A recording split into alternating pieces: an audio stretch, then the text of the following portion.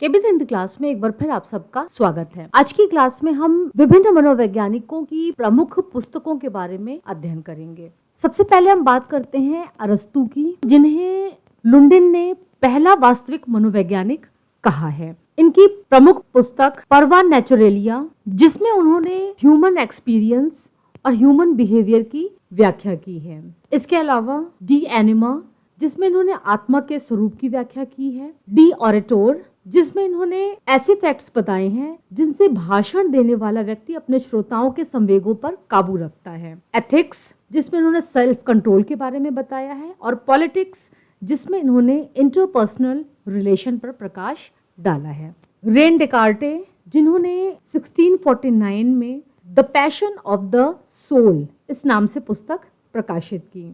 Rain Descartes एक प्रसिद्ध मनोवैज्ञानिक, दार्शनिक, गणितज्ञ और वैज्ञानिक थे।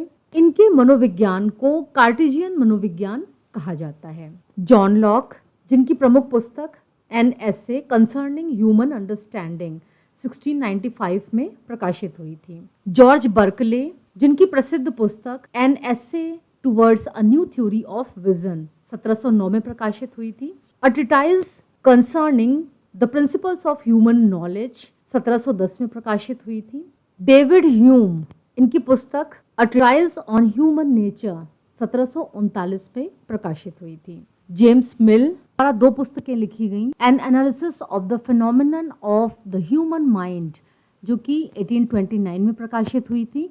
और द हिस्ट्री ऑफ इंडिया, जो कि 1817 में प्रकाशित हुई थी। ये जो इनकी सेकेंड बुक है, the history of India. The history of India पुस्तक उनके लिए बहुत ही भाग्य के बंद दरवाजे खोलने वाली साबित हुई, क्योंकि इससे उनको बहुत ज़्यादा अर्निंग हुई और साथ ही उनको ईस्ट इंडिया कंपनी में एक उच्च पद प्राप्त हुआ। जॉन स्टुअर्ट मिल, जो कि जेम्स मिल के ही बेटे थे, इन्होंने लॉजिक नाम से पुस्तक लिखी 1843 में। Examination of sir William Hamilton philosophy 1865 में। और एनालिसिस ऑफ ह्यूमन माइंड 1869 में प्रकाशित हुई थी। हर्बर्ट स्पेंसर, जिन्होंने प्रिंसिपल्स ऑफ साइकोलॉजी नाम से बुक लिखी, 1855 में ये बुक प्रकाशित हुई थी। चार्ल्स डार्विन वास्तव में एक वैज्ञानिक थे। इनकी पुस्तक ओरिजिन ऑफ स्पीशीज मनोविज्ञान में भी उतनी ही महत्वपूर्ण भूमिका रखती है। 1859 में 1859 में प्रकाशित हुई थी। डिसेंट ऑफ मैन 1871 में। The expressions of emotions in man and animal 1872 में प्रकाशित हुई थी। फ्रांसिस गाल्टन, जिन्होंने इंडिविजुअल डिफरेंसेस के बारे में बताया था, इनकी पुस्तक हेरिडिटरी जीनियस 1869 में प्रकाशित हुई थी, जिसमें इन्होंने बताया था कि आनुवांशिकता के कारण जीनियस बच्चे होते हैं, यानी कि जीनियस माता पिता के बच्चे जीनियस होते हैं। इंग्लिश मैन ऑफ साइंस 1874 में प्रकाशित हुई थी। Inquiries into human faculty and its development 1883 में प्रकाशित हुई थी। नेचुरल इनहेरिटेंस 1889 में प्रकाशित हुई थी। विलियम वुंट, जिन्हें संरचनावाद का जनक कहा जाता है, इन्होंने संरचनावाद की स्थापना की थी। इनकी पुस्तक contributions to the theory of sensory perception 1862 में प्रकाशित हुई थी। प्रिंसिपल्स ऑफ फिजियोलॉजिकल साइकोलॉजी 1874 में प्रकाशित हुई थी। आउटलाइन ऑफ साइकोलॉजी 1886 में प्रकाशित हुई थी। और फोक साइकोलॉजी 1900 में प्रकाशित हुई थी। प्रिंसिपल्स ऑफ फिजियोलॉजिकल साइकोलॉजी में इन्होंने मनोविज्ञान को एक स्वतंत्र प्रयोगात्मक शाखा के रूप में स्थापित करने का दावा किया था, इसीलिए इन्हें फादर ऑफ एक्सपेरिमेंटल साइकोलॉजी कहा जाता है। हर्मन एबिंगहॉस, जिनका सबसे महत्वपूर्ण काम स्मरण और विस्मरण के क्षेत्र में है, इनकी पुस्तक ऑन मेमोरी 1885 में प्रकाशित हुई थी। इन्होंने इसमें मेमोरी के फील्ड में जो भी अपने लैब स्टडीज की थी उनका इसमें वर्णन किया है। ईबी टिश्नर, ये भी संरचनावादी थे और विलियम वुंट के शिष्य थे। इनकी पुस्तक एन आउटलाइन ऑफ साइकोलॉजी 1896 में प्रकाशित हुई थी। इसमें इन्होंने संवेदना के 42,415 प्रकारों का वर्णन किया है। द प्राइमर ऑफ साइकोलॉजी 1898 में प्रकाशित हुई थी। एक्सपेरिमेंटल साइकोलॉजी 1905 में। Lectures in the elementary psychology of feeling and attention 1908 में प्रकाशित हुई थी। इसके अलावा इनकी 2 पुस्तकों के बारे में और यहाँ बताना चाहूंगी। Experimental psychology of thought process जो कि 1909 में प्रकाशित हुई थी और टेक्स्ट बुक ऑफ साइकोलॉजी 1910 में प्रकाशित हुई थी। विलियम जेम्स, जिनको प्रकार्यवाद का अग्रदूत कहा जाता है, इन्होंने प्रिंसिपल्स ऑफ साइकोलॉजी पुस्तक लिखी थी जो कि 1890 में प्रकाशित हुई थी। इसके अलावा साइकोलॉजी ब्रीफर कोर्स, ये एक लघु पुस्तक जैसी है, ये 1892 में प्रकाशित हुई थी। जॉन डीवी जो प्रकार्यवाद के संस्थापक थे, शिकागो यूनिवर्सिटी में इन्होंने प्रकार्यवाद की स्थापना की थी। इनकी पुस्तक साइकोलॉजी 1886 में प्रकाशित हुई थी। हार्वे कार जो कि एक प्रकार्यवादी हैं, इनको प्रकार्यवाद के यानी फंक्शनलिज्म के विकासकर्ता के रूप में देखा जाता है। इनकी पुस्तक साइकोलॉजी और स्टडी ऑफ मेंटल एक्टिविटी 1925 में प्रकाशित हुई थी। E.L. थॉर्नडाइक जो कि कोलंबियन फंक्शनलिस्ट के रूप में जाने जाते हैं, इनको फादर ऑफ कनेक्शनिज्म भी कहा जाता है। इनकी पुस्तक एनिमल इंटेलिजेंस 1898 में प्रकाशित हुई थी। Introduction to the theory of mental and social measurements 1904 में प्रकाशित हुई थी। रॉबर्ट सेशंस वुडवर्थ, जिन्हें हम केवल वुडवर्थ के नाम से जानते हैं, ये कोलंबिया यूनिवर्सिटी के एक महत्वपूर्ण मनोवैज्ञानिक थे। कुछ मनोवैज्ञानिक इन्हें प्रकार्यवादी मानते हैं, लेकिन वुडवर्थ का मनोविज्ञान जो है वो स्थापित मनोविज्ञान से थोड़ा सा अलग था। इसे खुद वुडवर्थ ने गत्यात्मक मनोविज्ञान यानी डायनेमिक साइकोलॉजी कहा है। इन्होंने अपने पूरे करियर में 6 पुस्तकों का प्रकाशन किया था। ली मूवमेंट 1903 में प्रकाशित हुई थी। फिजियोलॉजिकल साइकोलॉजी 1911 में, डायनेमिक साइकोलॉजी 1917 में, साइकोलॉजी 1921 में, कंटेम्प्रेरी स्कूल ऑफ साइकोलॉजी, यहाँ पे कंटेम्प्रेरी टाइप होने से रह गया है, कंटेम्प्रेरी स्कूल ऑफ साइकोलॉजी, ये जो है 1931 में प्रकाशित हुई थी। एक्सपेरिमेंटल साइकोलॉजी 1938 में प्रकाशित हुई थी। तो जो इनकी अंतिम 3 पुस्तकें हैं, psychology, contemporary schools of psychology and experimental psychology, ये इनकी सबसे ज्यादा फेमस हुई किताबें हैं। जेबी वॉटसन, जिन्हें व्यवहारवाद का जनक के रूप में जाना जाता है, इनकी पुस्तकें animal education, the psychical development of white rat, ये वास्तव में इनकी किताब तो नहीं थी, ये इनका पीएचडी का रिसर्च था, इन्होंने किया था। तो ये शोध प्रबंध था जो कि इन्होंने शिकागो यूनिवर्सिटी में पीएचडी जब की थी तो इस टॉपिक पर की थी। उस समय के सबसे कम एज में पीएचडी की उपाधि प्राप्त करने वाले मनोवैज्ञानिक बने थे जब उन्होंने इस टॉपिक पर रिसर्च किया था। इनकी दूसरी book behaviour and introduction to comparative psychology 1914 में प्रकाशित हुई थी। बुक में इन्होंने पशुओं पर जो एक्सपेरिमेंट किए थे उन एक्सपेरिमेंटल स्टडीज का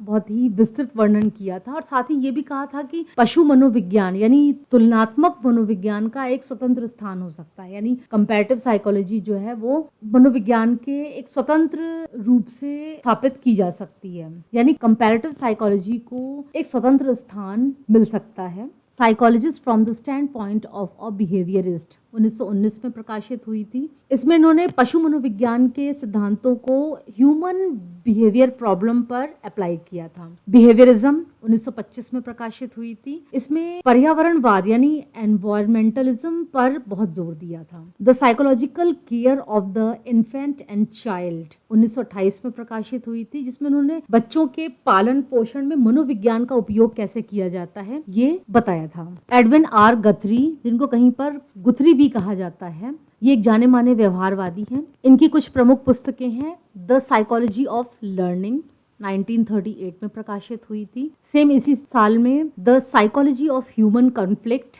प्रकाशित हुई थी, यानी 1938 में। Psychology a first course in human behaviour 1949 में प्रकाशित हुई थी और ये पुस्तक इन्होंने E.L. एडवर्ड्स के साथ मिलकर लिखी थी। क्लार्क एल हल, ये भी एक व्यवहारवादी थे। इनकी पुस्तक एप्टीट्यूड टेस्टिंग 1928 में प्रकाशित हुई थी, जिसमें इन्होंने अभिक्षमता परीक्षण के क्षेत्र में जो भी अपने कार्य किए थे उनको प्रकाशित किया था। हिप्नोसिस एंड सजेस्टिबिलिटी ये 1933 में प्रकाशित हुई थी और इसमें इन्होंने सम्मोहन और सुझाव ग्रहणशीलता जो होती है उनसे संबंधित अपने प्रयोगों को इस किताब में दिखाया था। A mathematico deductive theory of rote learning ये 1921 में प्रकाशित हुई थी और इसमें इन्होंने गणितीय भाषा में सीखने के सिद्धांतों का विकास किया था। ये पुस्तक काफी प्रसिद्ध हुई थी, लेकिन गणितीय भाषा में थी इसलिए काफी कठिन थी। प्रिंसिपल्स ऑफ बिहेवियर 1943 में प्रकाशित हुई थी। इस पुस्तक का संशोधन इन्होंने 2 नए शीर्षकों के साथ अलग अलग सालों में किया था। इसी पुस्तक को यानी प्रिंसिपल्स ऑफ बिहेवियर को इन्होंने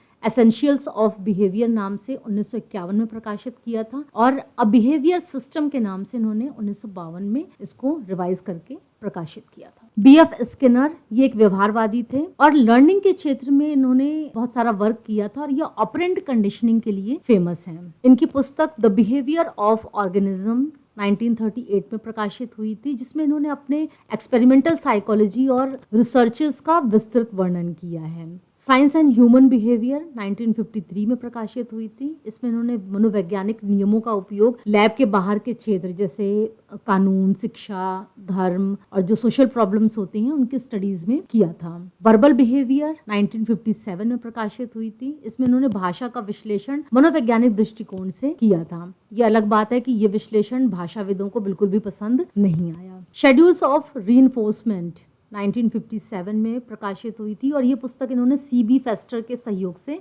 लिखी थी। बियॉन्ड फ्रीडम एंड डिग्निटी 1971 में प्रकाशित हुई थी। एंजॉय ओल्ड एज 1983 में प्रकाशित हुई थी। एडवर्ड चेस टोलमैन, इनकी पुस्तक purposive behaviour in animals and man 1932 में प्रकाशित हुई थी। J.R.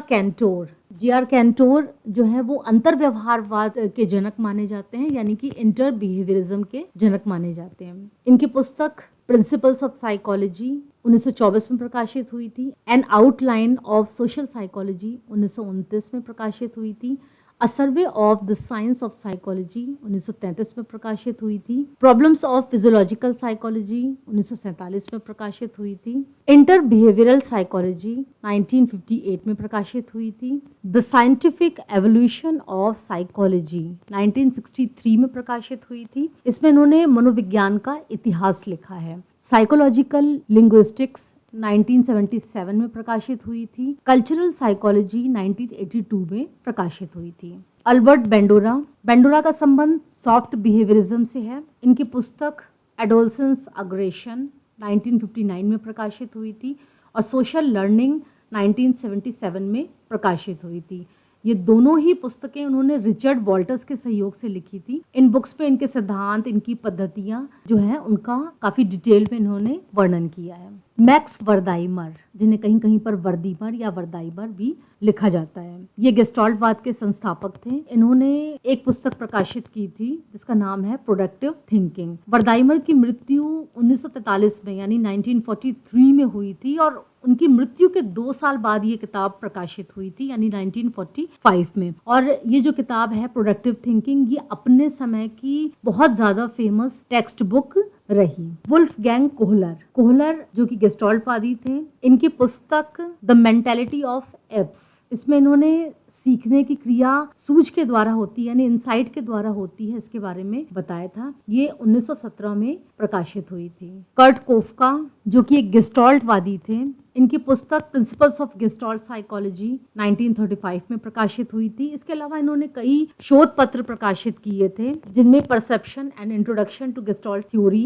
1922 में प्रकाशित हुई थी। डेवलपमेंट चाइल्ड साइकोलॉजी 1921 में प्रकाशित हुई थी। डेवलपमेंट चाइल्ड साइकोलॉजी को ही बाद में द ग्रोथ ऑफ माइंड शीर्षक के साथ अनुवाद किया गया था। अब हम बात करते हैं सिगमंड फ्रायड की। सिगमंड फ्रायड जिन्होंने मनोविश्लेषणवाद यानी साइको एनालिसिस की स्थापना की थी। इनकी पुस्तकों में स्टडीज इन हिस्टीरिया 1895 में प्रकाशित हुई थी। इनकी बहुचर्चित पुस्तक द इंटरप्रिटेशन ऑफ ड्रीम्स 1900 में प्रकाशित हुई थी, जिसमें उन्होंने स्वप्नों का विश्लेषण किया था कि विभिन्न प्रकार के स्वप्न क्यों आते हैं, कैसे आते हैं, उनके क्या कारण होते हैं और कोई भी सपने का क्या अर्थ होता है, ये इन्होंने इसमें बताया था।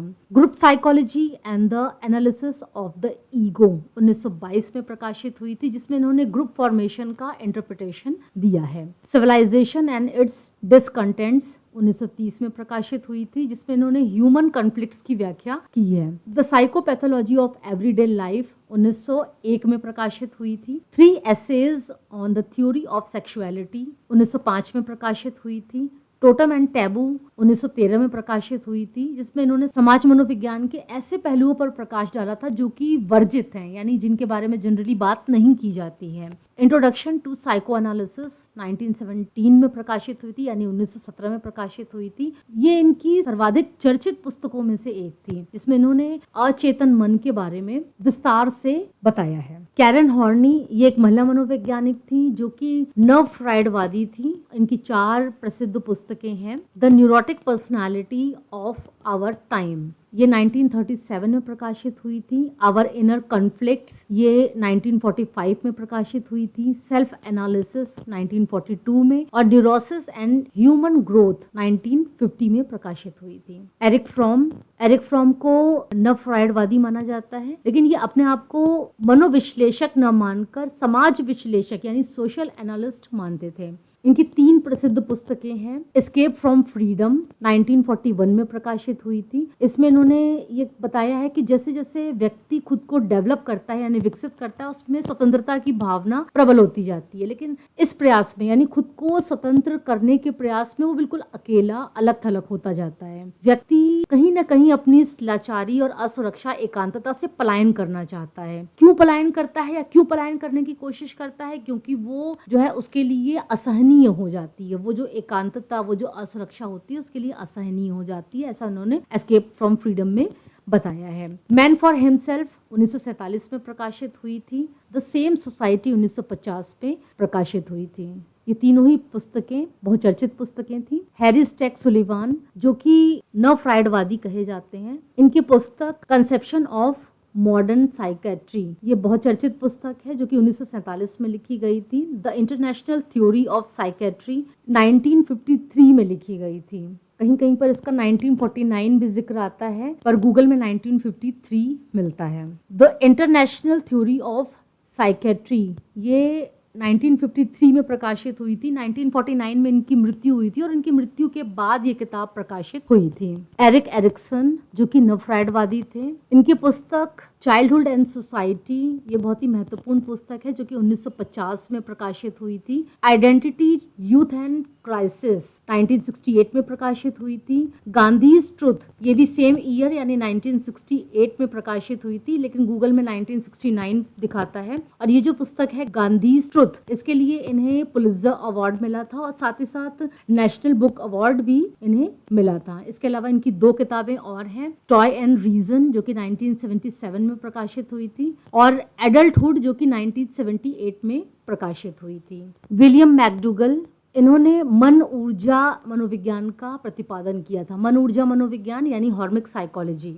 इनकी पुस्तक फिजियोलॉजिकल साइकोलॉजी जो 1905 में प्रकाशित हुई थी। इंट्रोडक्शन ऑफ सोशल साइकोलॉजी जो 1908 में प्रकाशित हुई थी। इसमें इन्होंने मूल प्रवृत्तियों के बारे में बताया है। बॉडी एंड माइंड 1911 में प्रकाशित हुई थी। Psychology the study of behaviour 1912 में प्रकाशित हुई थी। द ग्रुप माइंड 1920 में। आउटलाइन ऑफ साइकोलॉजी 1923 में, और आउटलाइन ऑफ एबनॉर्मल साइकोलॉजी 1926 में प्रकाशित हुई थी। इनकी जितनी भी किताबें हैं उनमें एबनॉर्मल साइकोलॉजी और सोशल साइकोलॉजी पर लिखी हुई इनकी किताबें ज्यादा चर्चित और प्रसिद्ध हुई थी। हो सकता है किसी मनोवैज्ञानिक का नाम मुझसे छूट गया हो, लेकिन अपनी तरफ से मैंने कोशिश करके खास मनोवैज्ञानिक और उनकी जो भी चर्चित किताबें हैं उनके बारे में और उनके किस सन में प्रकाशित हुई थी वो बताया है। आपको आज की क्लास कैसी लगी? अगर ये क्लास आपको अच्छी लगी तो मेरे चैनल को सब्सक्राइब कीजिए, बेल आइकन प्रेस कीजिए, लाइक कीजिए और शेयर कीजिए। आपके कमेंट्स मेरे लिए बहुत ज़्यादा वैल्यू रखते हैं। कमेंट ज़रूर करके बताइए कि आपको मेरे वीडियोस कैसे लगते हैं।